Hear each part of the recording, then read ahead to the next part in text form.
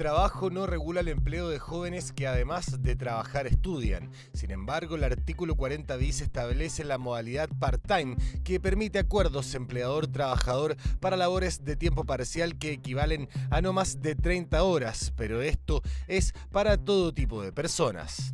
El gobierno lanzó un estatuto del empleo joven que ya fue aprobado por la Cámara de Diputados, en el cual se definen las condiciones formales en las que podrían trabajar quienes estudian y tienen entre 18 y 28 años.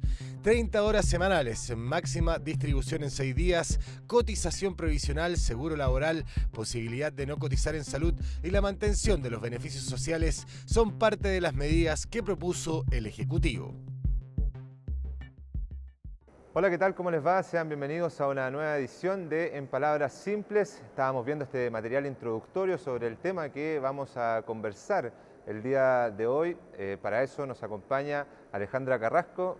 Muy bienvenida, Alejandra, a esta edición de En Palabras Simples. Vamos a estar hablando sobre este estatuto al empleo joven, también la actual legislación que dice respecto a al empleo de las personas que están estudiando. También nos acompaña el día de hoy nuestra compañera periodista del canal del Poder Judicial, Daniela Forero. ¿Qué tal, Daniela? ¿Cómo te va?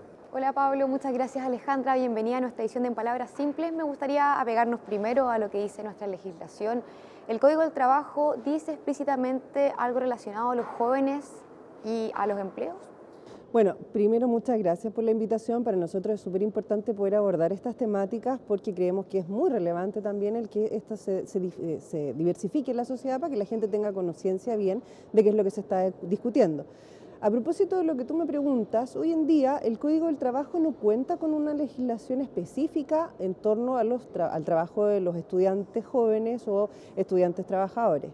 En ese sentido, me parece que esta propuesta del Estatuto Joven es bastante productiva en el sentido de que va a generar todo un marco regulatorio que les va a permitir a los jóvenes poder acceder al mercado laboral, pero también pudiendo continuar sus estudios. Y si bien el proyecto todavía está en tramitación, no es ley vigente y falta un buen rato porque está recién en el Senado, tiene muchos aspectos muy relevantes, como por ejemplo que no obstante estar trabajando, ellos van a poder conservar sus beneficios sociales, como por ejemplo el CAE o bien esta gratuidad. También me parece muy relevante lo que establece el estatuto en cuanto a que la flexibilidad de la jornada de trabajo les va a permitir también a ellos poder asistir a clase o pedir permiso en caso de tener exámenes.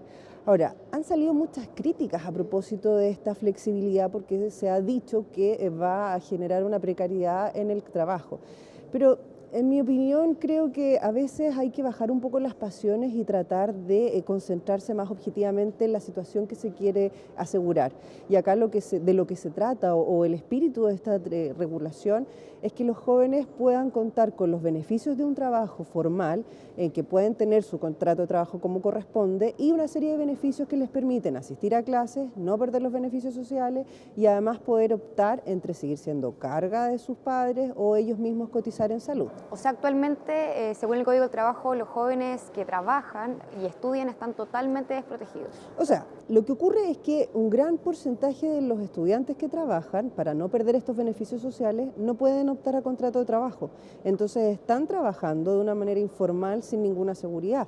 O sea, si sufren un accidente no están protegidos o si tienen algún problema dentro de su trabajo tampoco tienen ninguna protección porque no tienen contrato de trabajo y no pueden tenerlo porque pierden sus otros beneficios.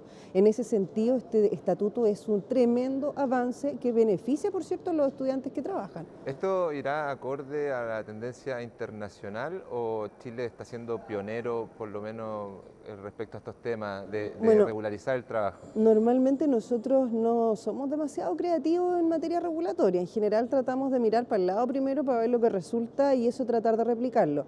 Eso tiene sus lados buenos y lados malos, pero en general en todo el mundo anglosajón el tema de las jornadas parciales de trabajo es algo que existe hace muchísimo tiempo, con sus pros y sus contras. Y lo que está haciendo este estatuto a mí me da la impresión que es tratar de rescatar lo bueno de estas experiencias y sumarlo y, por cierto, aterrizarlo a la realidad chilena. La realidad chilena en la actualidad, por lo menos en cifra, indica que 1 de cada 10 estudiantes trabaja. ¿Será a raíz de esta no aún legalización del trabajo joven? A lo mejor hay muchas personas que están trabajando en la informalidad porque a lo mejor la cifra es mayor, ¿no? Sí, a mí me da la impresión de que esa cifra, claro, tiene que tener como antecedente lo que existe y lo que es real, y por cierto considera solo los jóvenes que tienen contrato de trabajo, pero me da la impresión de que el gran número que está sin este contrato de trabajo, por todas las razones que hemos mencionado, es bastante superior a esa cifra. En mi experiencia, yo también hago clases en modalidades de vespertino y tengo, o sea, el 100% de mis estudiantes trabaja, y yo diría que el 90% está en el rango etario que precisamente se refiere a esta reforma, que es entre 18 y 29 años. Los estudiantes, perdón, el estatuto debería primero, en vez de regular el ámbito del trabajo, debería incentivar a que los jóvenes estudien y después empiecen a priorizar el ámbito laboral. Es que eso genera en este país una especie de círculo vicioso, porque cuando los estudiantes egresan de sus carreras para optar a sus primeros trabajos, les piden experiencia. ¿Y qué experiencia van a tener si no han tenido la oportunidad de trabajar? Entonces, ¿qué posibilidad tienen? Trabajar mientras estudian. Pero si no tienen esta protección o esta flexibilidad para poder asistir a sus pruebas o poder estudiar en los periodos de exámenes, entonces finalmente no pueden hacer ninguna de las dos cosas demasiado bien. Entonces, en mi opinión, el que se inicie esta regulación me parece tremendamente favorable. Ahora, en las condiciones en que hasta el minuto va, tiene cosas buenas y cosas malas. Pero como les dije, esto está en etapa todavía de tramitación, por lo tanto no tenemos certeza de qué es lo que definitivamente va a quedar como vigente. Y ahí hay varios temas que, claro, sacan chispas de todos lados, que uno, el tema de que si llega el plazo de los 29 años o si deja de estudiar, el contrato de trabajo queda sin efecto inmediato, sin derecho a indemnización. Ese es un tema que va a tener que someterse a discusión y que va a ser bastante complejo. Ahora, ¿hay mecanismos para resolver estas situaciones? Por cierto que sí. Y además hay que recordar que el principio va a sacar la autonomía de la voluntad. O sea, los estudiantes son los que van a decidir trabajar. Es cierto que no podemos mandar a un estudiante que está, supongamos, en primer año de universidad a negociar con un monstruo del retail para seleccionar sus propias cláusulas de trabajo. Es cierto que no lo va a poder hacer, pero sí va a tener la opción de tratar de postular a otros trabajos. En el caso de que se apruebe finalmente el estatuto, sabemos que queda un largo tiempo todavía, o quién sabe, ¿cuáles serían los desafíos que tendría el Poder Judicial en esta materia? Pienso yo que tal vez la gran complejidad que se va a producir va a ser precisamente cuando se cumplan estos plazos y quede sin efecto el contrato de inmediato, porque va a surgir ese problema, pues que tienen cierta antigüedad laboral, pero que no se les va a reconocer una indemnización, en principio como está todavía, pues no sabemos cómo se va a resolver eso. Y por otro lado, creo que otra arista que va a ser también relevante y que puede también llevar muchas causas a los tribunales va a ser el tema de las trabajadoras, estudiantes que tengan fuero, que estén con pre y postnatal. Eso también suele suceder en la realidad, que son algunas de las causas que más conflictos entre empleador y trabajador producen, y son las que llenan nuestros tribunales.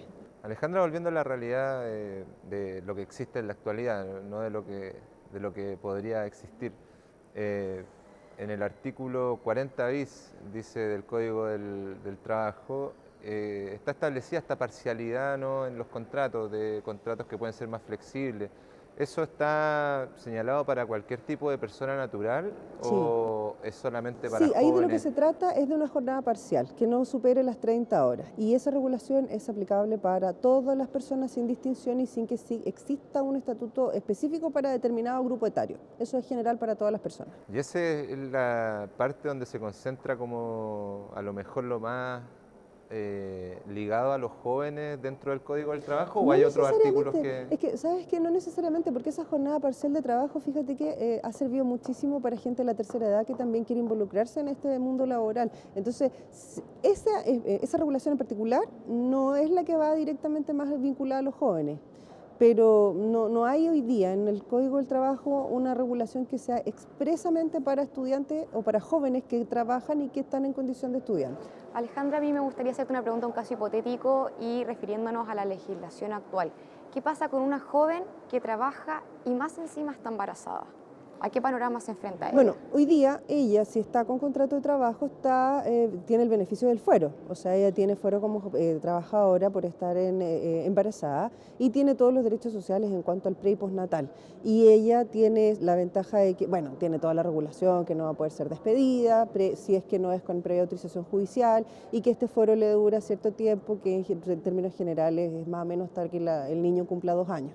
Pero esas son las condiciones que rigen tanto para estudiantes como no estudiantes, es decir, ese es un derecho de las mujeres. Perfecto. Y ahora lo otro que también ha llamado la atención son que hay como ciertas normas, ¿no?, que tiene que seguir este trabajador joven. En definitiva, eso no estaría un poco vulnerando los mismos derechos que se han ido ganando durante los años por parte de organizaciones que han luchado por los derechos del trabajador. ¿No atenta directamente contra el mismo código? Sí, es que hay que separar las cosas, porque por ejemplo, si hay un estudiante que solo tiene disponibilidad para trabajar los fines de semana, él por cierto va a tender a renunciar a este beneficio de, por ejemplo, los 2 días domingos libres al mes, porque su horario es lo que él puede trabajar. Entonces, en principio, no es que se esté retrocediendo a las garantías que se han logrado obtener con los años en beneficio de los trabajadores. Es una situación especial y que, por cierto, si él decide o él estima que esa es la única jornada que a él le acomoda, entonces, ¿por qué vamos a imponerle a él decidir por otra jornada, siendo que esa es la que más le acomoda? Entonces, aquí hay que ser bastante frío un poco para analizar caso a caso, porque no podemos decir que si un trabajador quiere trabajar solo los días domingos y que se lo permitamos, eso no quiere decir que se esté retrocediendo en lo que ya se ha conseguido, porque esas modificaciones al Código del Trabajo no se van a producir. Es decir, no porque esté vigente el Estatuto Joven, que tenga esa diversidad de la jornada de trabajo, significa que se van a perder los derechos que ya existen para el resto de los trabajadores en las condiciones generales. Bueno, Alejandra, un tema que ha generado polémica tanto en oficialismo, oposición, en la misma opinión pública. Sin duda podríamos seguir hablando de esto, el tiempo se nos ha acabado para este importante tema laboral. Agradezco que nos haya acompañado acá en el Palacio de Tribunales. No, le agradezco a ustedes la oportunidad y bueno, un llamado a tener un poquito de paciencia y esperar qué es lo que resulta antes de criticar tan acérrimamente un proyecto que puede ser muy beneficioso para los estudiantes. Pablo, también me despido de ti para que invites a la gente a que vea nuestras redes sociales.